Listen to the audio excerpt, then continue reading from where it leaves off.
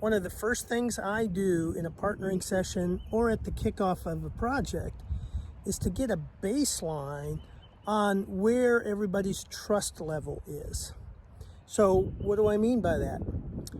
Everybody comes into a project with a certain level of trust or distrust based on the last experience. It's residual. And I know we like to start projects out and tell everybody we're starting with a fresh slate and we're going to have a trust culture. But if we don't take that into consideration, where someone's coming from, then we really can't design the context for building trust because we'll all be at different stages. I've created what's called a trust matrix. I can show you how it works. In fact, I'll provide a link to it in this post.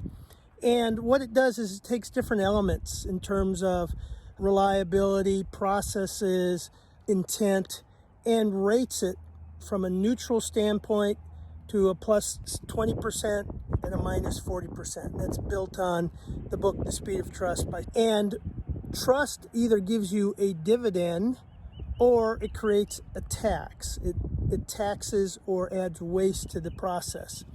If you have high trust, then you don't do double checks. You find more expeditious ways to handle changes instead of doing the traditional RFI process.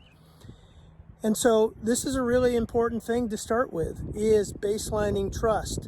And it's fun. It can be very funny as well, because you have some people who come in with what we call like a negative 15 to a negative 20, and it's, oh my gosh, tell me your sad story. So what we do with those is, what would we do differently to avoid that?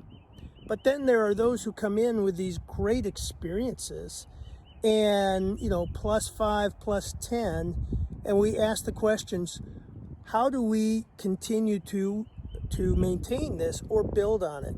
So think about baselining trust at the very beginning. My exercise is called the Trust Matrix, and I'll provide a link. Take care.